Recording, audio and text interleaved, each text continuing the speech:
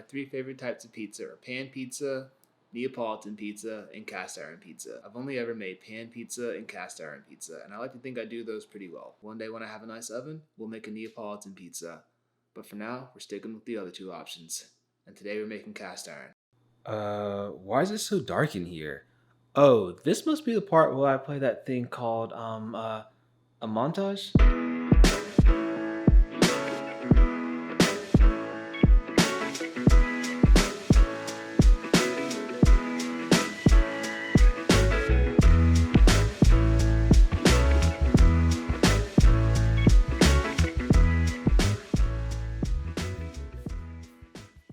Here are your ingredients. Let's jump right in.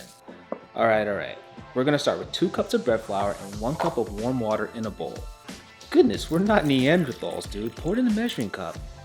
And I made a mess too? Clearly I turned to a rookie this time, and this is beyond me.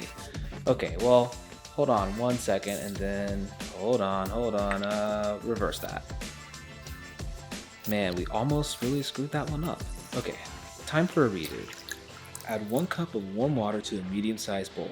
Then add 1 teaspoon of active dry yeast, and lastly add 1 teaspoon of sugar for the yeast. Give your yeasty concoction a good mix and set it to the side for 5 to 10 minutes. Once the allotted time has passed, add 1 tablespoon of olive oil and your entire yeast mixture to the large bowl of bread flour we set up earlier. Once combined, give your dough a good old mix until your arms fall off or the dough turns to a steady ball, whichever comes first. Mixing dough is fun, but my arms do get a little sore from time to time, and yours probably will too, but that's okay, don't worry about it. Once you're done with that, dust your surface with flour. Once your surface is dustier than Vecna's dirty old house, begin kneading your dough. Also, that was a Stranger Things reference, and if you didn't get it, I'm not sorry. Comment below if you've been watching because I'm a big Stranger Things fan. You know what? I should probably recreate the Surfer Boy pizza from season 4. That may be on the list of videos now. Actually, it definitely is, so get ready for that soon. I don't know when it's coming, but just know that at some point, later rather than sooner, because I have other videos in mind, it will be here. Okay, oil up a large bowl and place your dough inside. Make sure to add oil to your dough as well. After that, wrap in plastic wrap or cover with a damp towel to rise for 1 hour. Or I take that back. Let it rise until it's doubled in size. Now let's talk tomatoes. My favorite part of any pizza or pasta recipe is obviously the sauce. You want to use San Marzano tomatoes because, trust me, I don't own one of those fancy crushers, so for every whole tomato sauce I create, I hand crush my tomatoes. To be honest, I actually enjoy the slightly chunky texture. Once you finish that, add your tomatoes to a large and wide saucepan.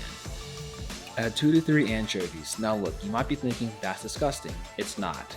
They give it a very nice subtle flavor. Okay, I also like to add 2 tablespoons of sugar to mine, and do not come for me in the comments, I enjoy a sweeter sauce. Also add 1 tablespoon of olive oil. Bring to a medium heat and simmer for 20 minutes, or until you can split your sauce like Moses parted the sea. This is important because this means we've evaporated the unnecessary moisture, and remember, we don't want a moisturized pizza. Once your sauce is done, play with it and realize that you made a dumb mistake because playing with hot sauce is not safe. Now for the toppings. Let's start with our basil. Roll up fresh basil and cut it into medium-sized bits. I usually keep my basil whole though, but do whatever you want. For our pepperoni, I cut this one into traditional and non-traditional pieces. To add some crunch, add an onion or a shallot like me. This was actually my first time adding shallot to pizza. 10 out of 10 would recommend. Next, let's chop up some black olives. Now that we're done with all of our topping preparation and preset our oven to 500 degrees Fahrenheit, our dough should have doubled in size. Once the dough is ready, begin oiling up your cast iron like I am here. This will help you achieve that crispy and crunchy crust we know and love. Gently place your dough in the cast iron and spread it to the edges of the pan. Sometimes your dough will prefer to hold its shape. If so, just give it a little nudge and try to get it to at least half an inch to the edge. Remember, it will rise in the oven, so it's not a problem if you don't get it to the complete edge. Now that we've got our dough all panned out, we'll finally add some sauce. Be as generous as you want, but not too generous. Remember, like I said, we don't want a soggy pizza. Spread that sauce to the edge so we can get that beautiful caramelization of the sugars. Grab those delicious olives and apply any amount that you want. Repeat the same for your shallots, remembering to spread them nice and evenly.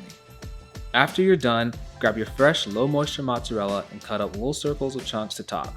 Mine was pre-cut. Once again, spread this cheese to the edges as well. That is how we'll get some delicious crispy edges. Remember, those crispy edges play a big role in this pizza. Remove from the oven and we've forgotten something. Maybe the most important part, the pepperoni.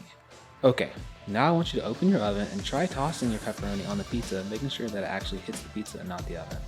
Now let's enjoy a beautiful cast iron pizza. Dude, it's smoking. Look at that. That is beautiful. I like to add my basil as it's fresh out of the oven because I like the crunch and fresher taste. You can do whatever, but also be liberal when adding. Use your spatula to go around the edges to separate your pizza from the pan. Be careful not to break off the crispy edges because those are the best parts. Once you've gone around all the edges, your pizza should fall out like this. Okay, no, maybe a little more like this. There we go. Oh man, that looks so good. I don't have much to say here, so let's just marvel at this perfect cast iron pizza. And for this next trip, I'll burn my hand on some hot pizza. Yeah, I don't know why I did that. I have no clue. Your guess is as good as mine. For these next scenes, listen to this cast iron pizza ASMR. Crispy underbelly. That's really hard. I can't really knock that off. It's hard and crispy.